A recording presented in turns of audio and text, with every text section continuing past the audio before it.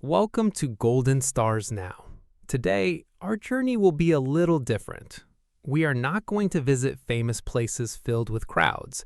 Instead, we will stop at quiet locations, places that have been almost forgotten by time. These are the resting places of women who once stood at the center of power. They were first ladies. They lived in the White House, surrounded by attention, history, and decisions that shaped the lives of millions. Their names appeared in newspapers. Their faces were recognized across the entire nation. But as the years passed, all of that slowly faded away. Today, many of them rest in silence, far from the noise, far from the public eye, in graves that few people visit anymore. And that is the path we will travel together. Eleanor Roosevelt. In Springwood, a state surrounded by trees and wrapped in a quiet stillness, there is a place where time itself seems to move more slowly. There, beside the Roosevelt family home, rests a woman whose name was once known throughout the world. Her name was Eleanor Roosevelt. She was far more than the wife of Franklin Roosevelt. For years, her voice resonated through politics, the media, and the daily lives of millions of people. She wrote tirelessly, traveled constantly, and spoke directly with ordinary citizens, redefining what it meant to be a first lady. But what many never saw was that her personal story was far from easy. From an early age, Eleanor endured profound losses. She grew up carrying deep insecurities, and later, her marriage faced challenges that forced her to reinvent herself. It was precisely during those difficult moments that the woman the world would come to admire began to emerge. Over time, Eleanor became a presence that could not be ignored. She played a pivotal role in the creation of the Universal Declaration of Human Rights and remained active in public life long after leaving the White House. But eventually, everything began to change. In 1962, at the age of 78, Eleanor Roosevelt passed away. Today, her grave remains in that same peaceful corner of Hyde Park. It is not a place visited by great crowds, nor is it a popular destination in American historical tourism. It is simply a quiet space where a woman who once stood at the center of global affairs now rests in silence. The contrast is difficult to ignore. There was a time when her voice reached every corner of the world, and now everything seems to have been reduced to a calm and nearly forgotten place. From here, our journey continues toward another story, where influence and controversy also left their lasting mark. Rosalynn Carter. In Plains, a small town surrounded by fields and quiet landscapes, there is a simple and peaceful place far removed from the noise of great cities and the constant movement of political life. There rests a woman who spent many years close to the center of power. Her name was Rosalynn Carter. She was the wife of Jimmy Carter, yet, as in so many remarkable stories, her role extended far beyond that title. During her years in the White House, Rosalynn did not remain in the background. She actively participated in meetings, championed social causes, and became one of the first ladies to speak openly and directly about mental health, at a time when such issues were rarely discussed in public. But what many people failed to notice was the quiet consistency with which she carried out her work. She never sought excessive attention. She didn't need the spotlight. And yet her influence was always present in every initiative, every conversation, and every space where her voice helped create new possibilities. After leaving the White House, she did not step away from public service. Instead, she continued her work for decades. Alongside her husband, she devoted herself to humanitarian projects, helped build homes for families in need, and supported communities across the country. Her presence remained steady, modest, and deeply committed. In many ways, she embodied a different kind of strength, firm but never loud. Yet, as time passed, that presence slowly faded from the collective memory. In 2023, at the age of 96, Rosalynn Carter passed away. Today, her resting place remains in Plains, the same humble environment that shaped much of her life. It is not a destination crowded with visitors, nor a central stop on most historical tours. It is a quiet, intimate place where everything seems to move at a gentler pace. And perhaps that reflects something essential about who she was. For although she stood beside one of the most powerful men in America, her own story was always built upon closeness, humility, and a very different understanding of power. Today, that legacy endures, but in silence. And from this peaceful corner of Georgia, our journey now moves toward another story, where influence and controversy also left their lasting mark. Betty Ford. In Grand Rapids, there is a quiet and orderly place, far removed from the constant noise of public life. There, beside the presidential library, rests a woman who was once one of the most outspoken voices in the nation. Her name was Betty Ford. She was the wife of Gerald Ford, but from the very beginning, she made it clear that she did not fit the traditional image of a first lady. She spoke with honesty and without hesitation, even when the subjects were uncomfortable. During her years in the White House, her presence became impossible to ignore. When she was diagnosed with breast cancer, she chose to make her illness public, and in doing so, she changed the way many women confronted the disease during that era. But what few people knew was that her struggle did not end there. Behind her strong public image, Betty battled addiction. For many years, she carried that burden in silence, until finally she decided to speak openly about it. And when she did, she held nothing back. She acknowledged her dependence on alcohol and prescription medication and transformed that painful experience into something that could help others. In time, she founded the Betty Ford Center, a place that would go on to change the lives of thousands. Yet, as the years passed, her presence gradually faded from the public consciousness. In 2011, at the age of 93, Betty Ford passed away. Today, her resting place remains in Grand Rapids. It is not a place visited by great crowds, nor a destination included on most historical tours. It is a peaceful, almost silent space where rests a woman who once dared to speak about what many preferred to keep hidden. And that is the striking contrast. There was a time when her voice broke the silence across an entire nation. Now, everything has settled into a serene corner, far removed from that constant exposure. From here, our journey continues toward another story, where influence and controversy also left their lasting mark. Pat Nixon. In Yorba Linda, there is a quiet and orderly place surrounded by carefully maintained gardens. There, beside the presidential library, rests a woman who for many years lived under the constant gaze of the nation. Her name was Pat Nixon. She was the wife of Richard Nixon, and unlike many other first ladies, her style was understated, almost reserved. She never sought the spotlight, yet she was always present. During her time in the White House, she traveled more extensively than any first lady before her, representing the United States in countries around the world. She also devoted herself to social causes, visiting hospitals and local communities while maintaining an image that was warm yet deeply private. But what few people saw was the way she endured constant pressure. Her public life became inseparable from one of the most turbulent moments in American political history, the Watergate scandal. As the crisis intensified, her husband's position became more exposed, and with it, so was her own. Pat Nixon remained by his side in silence. She made no dramatic statements and engaged in no public confrontations. Yet, behind that calm exterior was a burden that could not easily be ignored. When Richard Nixon finally resigned from the presidency, everything changed. The attention that had once followed them everywhere slowly faded, and with time, Pat Nixon herself gradually disappeared from the public memory. In 2011, at the age of 81, Pat Nixon passed away. Today, her resting place remains in that same peaceful place in Yorba Linda. It is not a destination crowded with visitors, nor a central stop on most historical tours. It is a quiet, intimate place where everything seems to move at a gentler pace.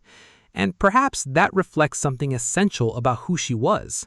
For although she stood beside one of the most powerful men in America, her own story was always built upon closeness, humility, and a very different understanding of power.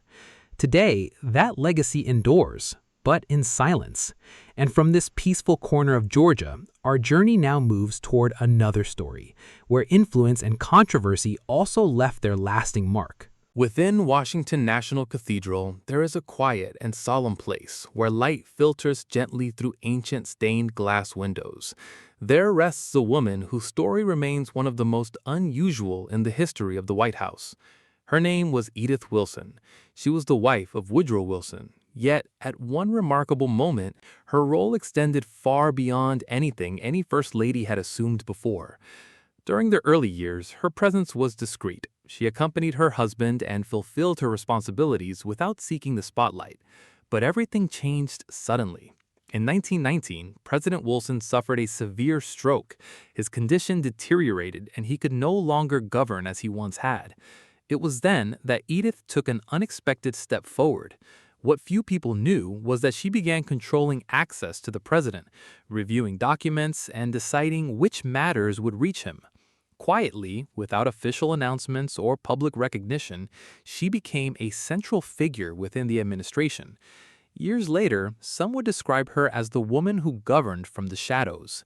Yet, like so many stories connected to power, her influence gradually faded with time. After leaving the White House, Edith returned to a far more private life, away from politics and far from the extraordinary authority she had once exercised. Little by little, her story slipped into the background. In 1961, at the age of 89, Edith Wilson passed away. Today, her grave remains in that solemn corner of Washington. It is not a place visited by large crowds, nor one that most people associate with such an extraordinary figure. It is a peaceful space where rests a woman who, for a brief period, stood closer to power than almost anyone could have imagined. And therein lies the contrast. There was a time when so much seemed to revolve around her. Now, only silence remains in a place where few people stop to reflect. From here, our journey continues toward another story, where influence also eventually faded with the passing of time. In Marion, there is a pale stone mausoleum open to the sky, a place where everything seems to remain perfectly still. There rests a woman whose life was shaped by both power and controversy. Her name was Florence Harding. She was the wife of Warren Harding, but she was never a passive figure. From the very beginning, she displayed a strong, determined personality and exercised a clear influence over her husband's political career. Many believed that she did more than stand beside him, that she helped guide important decisions from behind the scenes. During their years in the White House, Florence became known for her energy and her sense of control. She carefully protected the president's public image and never hesitated to intervene when she believed it was necessary. But what few people realized was that tensions surrounded everything. The Harding administration gradually became entangled in scandals and corruption cases that slowly emerged into the public view. And throughout it all, Florence remained steadfast, until everything changed unexpectedly. In 1923, during an official trip, President Harding died suddenly. The circumstances surrounding his death gave rise to questions, rumors, and theories that were never fully resolved. As time passed, some of those suspicions even reached Florence herself. No clear evidence ever emerged, yet the uncertainty remained. After that moment, her life faded quickly from public attention. She withdrew from the spotlight, and little by little, her story slipped from the collective memory. In 1924, only a year after her husband's death, Florence Harding passed away. Today, her grave remains within that mausoleum in Marion. It is not a place visited by great crowds, nor one that is widely remembered. It is an open, quiet space where rests a woman who once stood at the center of a story filled with power, influence, and unanswered questions. And that contrast is impossible to ignore. There was a time when so much seemed to revolve around her. Now, only silence remains in a place where few people stop to reflect. From here, our journey continues toward another story in which influence, too, eventually faded with the passing of time. Within Arlington National Cemetery, there is a vast and orderly landscape where rows of white headstones stretch quietly into the distance. Among them, without drawing much attention, rests a woman whose name was once connected to one of Washington's most beloved symbols. Her name was Helen Taft. She was the wife of William Howard Taft, but she was also one of the first ladies to possess a clear vision of the legacy she hoped to leave behind. Even before arriving at the White House, she already had ideas, projects, and ambitions. One of them would ultimately shape the image of an entire city. It was Helen Taft who championed the planting of the famous Japanese cherry trees in Washington, a symbolic and diplomatic gesture that over time became one of the most recognizable sights in the United States. But what many people never realized was that her journey was far from easy. Shortly after entering the White House, Helen suffered a stroke. Her health changed dramatically, and for a period of time, even speaking became a challenge. Yet she returned. Gradually, through determination and perseverance, she resumed her public responsibilities. She continued her projects, reclaimed her role, and maintained the presence that few had expected after such a difficult ordeal. But like so many stories, her name slowly faded with time. What remained was the symbol itself, the cherry blossoms, the images that fill Washington with beauty every spring. Yet the woman behind that vision is not always remembered. In 1943, at the age of 82, Helen Taft passed away. Today, her grave remains in Arlington. It is not a site especially visited within that immense cemetery, nor a place that most people immediately recognize. It is a quiet space where rests a woman who once helped create one of the nation's most cherished traditions, even as her own name gradually receded into the background. And therein lies the contrast. Every year, thousands admire the blooming cherry trees, but very few know who first imagined them. From here, our journey continues toward another story in which influence, too, eventually faded with the passing of time. In West Branch, there is a peaceful place surrounded by nature, where time itself seems to move a little more slowly. There, beside the Presidential Library, rests a woman whose story was far richer than many people remember. Her name was Lou Henry Hoover. She was the wife of Herbert Hoover, but she was also a woman far ahead of her time. She spoke several languages. She studied geology at a time when very few women pursued such a field. And she accompanied her husband on journeys across the world, experiencing places and cultures far beyond what most people of her generation ever knew. Yet what few could have imagined was that despite all of those accomplishments, her legacy would become tied to one of the most difficult periods in American history. When Herbert Hoover entered the presidency, the United States fell into the Great Depression, a profound crisis that affected millions of lives and permanently altered public perceptions of the government. And although Lou continued her charitable work, supported social causes, and faithfully fulfilled her role, her image of her years in the White House became inseparable from that troubled era. Gradually, her own story began to fade from the public memory. After leaving Washington, Lou returned to a far more private life, away from constant attention and far from the burdens that those years had carried. With time, her remarkable experiences slipped into the background. In 1944, at the age of 70, Lou Henry Hoover passed away. Today, her grave remains in that serene corner of Iowa. It is not a place visited by great crowds, nor a destination that most people immediately recognize. It is a quiet space where rests a woman who once lived among different cultures, languages, and international adventures, yet who ultimately came to be remembered primarily through the difficult circumstances of her era. And that contrast is impossible to ignore. There was a time when her life was filled with movement, discovery, and journeys across the world. Now, everything has settled into a silent place where few people stop to reflect. From here, our journey continues toward another story in which influence, too, eventually faded with the passing of time. Bess Truman. In Independence, there is a quiet, almost domestic place, far removed from the great centers of power. There, beside the Presidential Library, rests a woman who spent much of her life avoiding the very thing that constantly surrounded her: public attention. Her name was Bess Truman. She was the wife of Harry H. Truman. Unlike many other First Ladies, she never felt comfortable in that role. From the beginning, she made it clear that she did not seek the spotlight.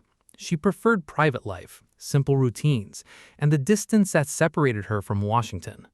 But what few people understood was that her presence remained constant nonetheless.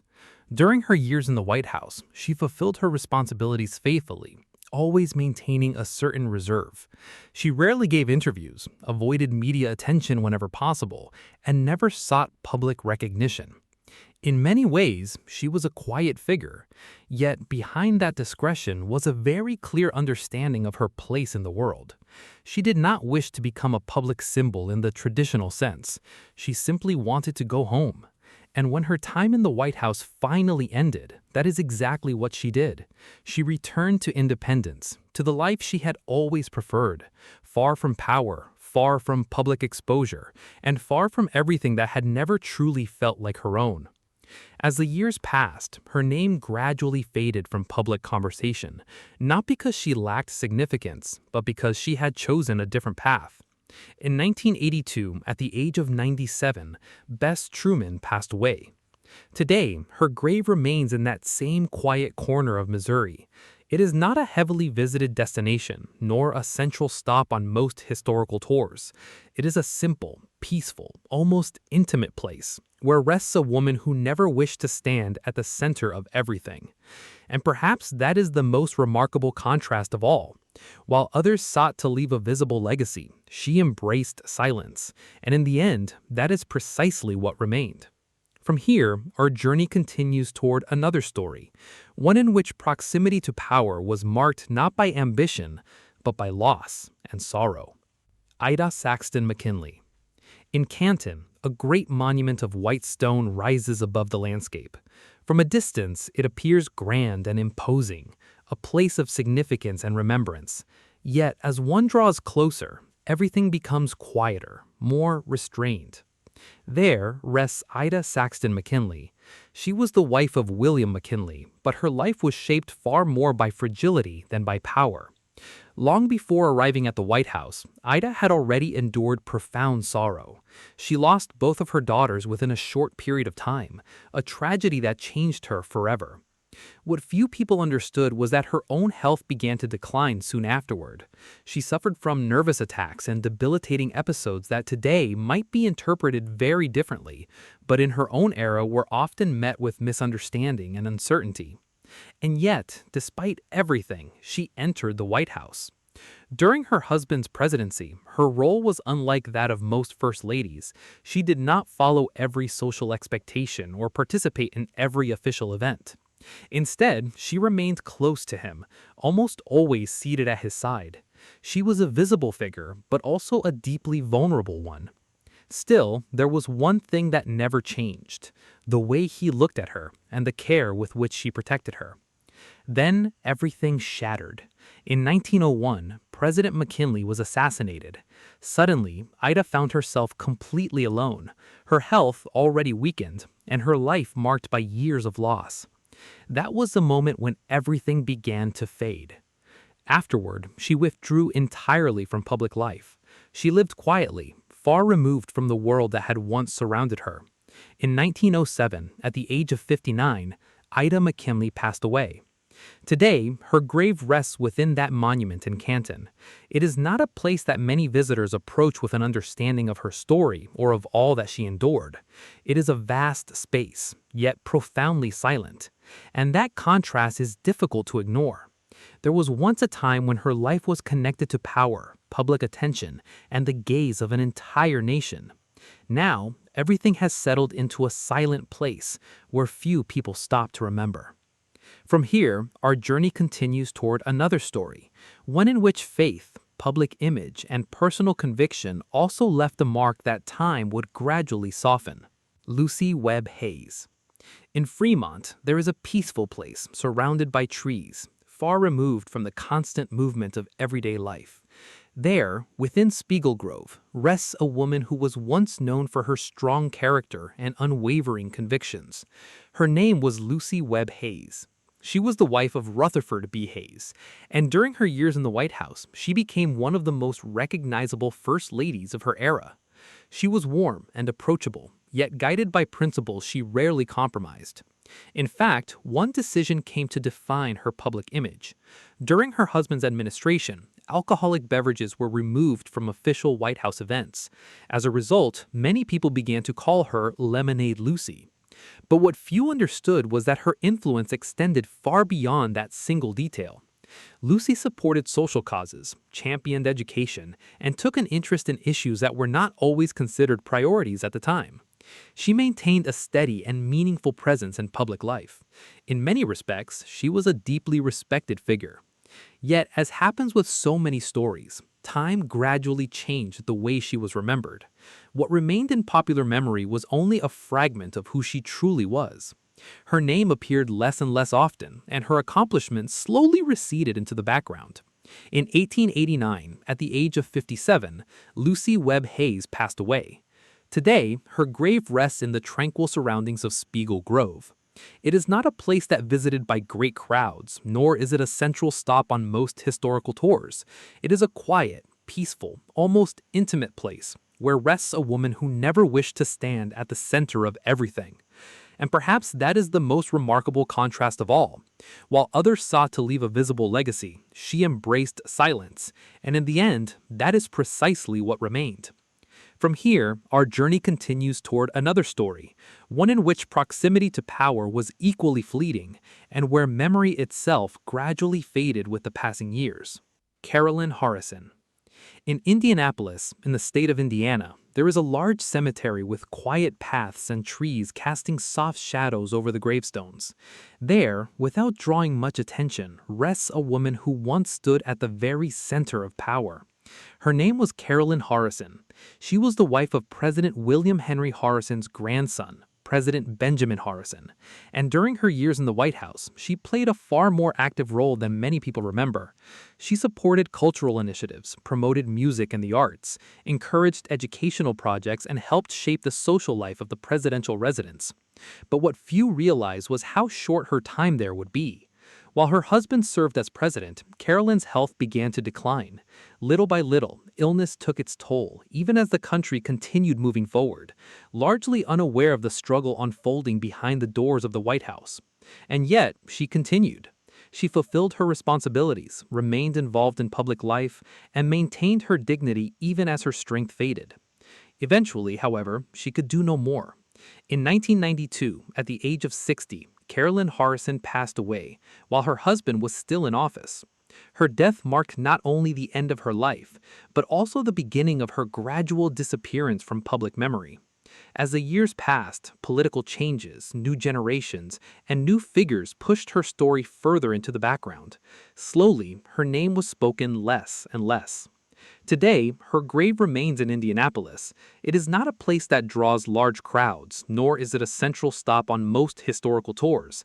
It is a quiet, peaceful space where rests a woman who once possessed a clear and influential voice within the White House, but whose story no longer occupies the same place in public memory. And perhaps that is the most remarkable contrast of all. While others sought to leave a visible legacy, she embraced silence, and in the end, that is precisely what remained.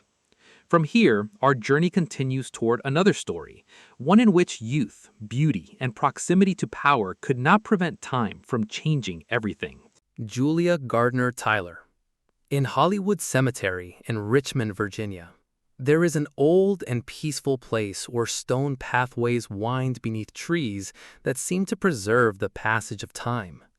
There, among historic graves and quiet memorials, rests a woman who was once regarded as a symbol of elegance and youth. Her name was Julia Gardner Tyler. She was the second wife of President John Tyler, and when she arrived at the White House, her presence immediately attracted attention. She was young, sophisticated, and very different from the traditional image people expected at the time. Before long, she became one of the most prominent figures in Washington's social life. But what few people imagined was how much her story would be shaped by change. During her years as First Lady, Julia introduced new customs and new styles. She helped bring greater formality to White House ceremonies and social events, setting standards that would influence future administrations. In many ways, she seemed destined to leave a lasting mark on American history. Yet everything eventually began to shift. After leaving the White House, her life followed a very different path. The nation changed, and with it changed the way people remembered those who had once stood close to power. During the Civil War, Julia openly supported the Confederacy, a position that distanced her even further from the dominant national memory that emerged afterward. Little by little, her name drifted toward the margins of history.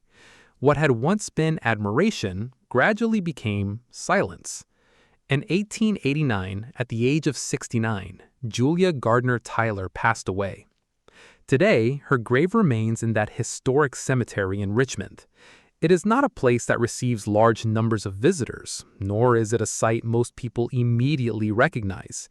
It is a quiet space, rich with history, where rests a woman who was once at the center of attention in the halls of power. And that contrast is impossible to ignore. There was a time when her presence was celebrated, when her elegance captivated Washington society. Now, everything has been reduced to a silent place where few pause to remember. From here, our journey continues toward another story, one where discretion, quiet strength, and the passage of time slowly erased a once familiar name from public memory. Eliza McCardle Johnson. In Greenville and the state of Tennessee, there is a quiet cemetery surrounded by gentle hills and silent pathways. There, far from noise and public attention, rests a woman whose presence in the White House was almost invisible. Her name was Eliza McCardle Johnson. She was the wife of President Andrew Johnson. But unlike many other first ladies, she was rarely seen in public. Long before arriving in Washington, her health had already become fragile, and with time, that fragility only grew more apparent. During her husband's presidency, Eliza seldom participated in official events. She did not attend receptions, rarely appeared at ceremonies, and avoided public exposure whenever possible. Yet what few people understood was that her influence existed, even in silence. Within the private sphere, she had played a vital role in Andrew Johnson's life. She helped improve his reading and writing skills, encouraged his education, and stood beside him during his earliest steps toward public life. Long before politics entered the picture, she was already shaping the man he would become. And still, by the time he reached the presidency, she could no longer remain at his side in the same way. Much of her public role was assumed by other women in the family, while Eliza remained quietly in the background. Gradually, her name faded from the visible pages of history. There were no great speeches, no constant public appearances, only silence. In 1876, at the age of 59, Eliza McCardle Johnson passed away. Today, her grave rests in that peaceful corner of Tennessee. It is not a place that receives many visitors, nor is it a site most people immediately recognize. It is a simple and tranquil space where rests a woman who was connected to power, yet was almost never seen within it. And that contrast is impossible to ignore. While other figures were remembered for their presence, she became defined by her absence, and over time, that absence slowly transformed into forgetting. From here, our journey moves toward the final story, one of the quietest and most profoundly shaped by loss. Jane Pierce. In Concord, in the state of New Hampshire, there is an old, quiet cemetery where the pathways seem to disappear among modest gravestones.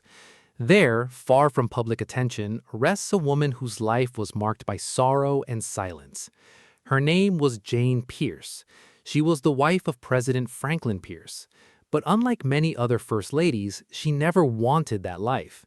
Politics held little appeal for her. She did not seek public attention, and deep down she always feared that the pursuit of power would bring tragedy. What no one could have imagined was just how much tragedy her life would endure. Jane had 3 children, and she lost all of them. The first died in infancy, the second passed away only a few years later. The third, the only child still living when her husband was elected president, was killed in a train accident just weeks before Franklin Pierce took office. That moment changed everything. And what few people truly understood was that Jane was never the same afterward. During her years in the White House, she lived in near isolation. She avoided public events, refused many social obligations, and spent long periods alone. According to some accounts, she wrote letters to her deceased son as though he might still answer her. In many ways, she became a presence defined by absence. Yet behind that silence was a story that almost no one fully saw. a woman who never desired power, who lost everything she loved, and who ended up living in the most visible residence in the nation while feeling as though she did not belong there at all. As the years passed, her health deteriorated, both physically and emotionally. In 1863, at the age of 57, Jane Pierce passed away.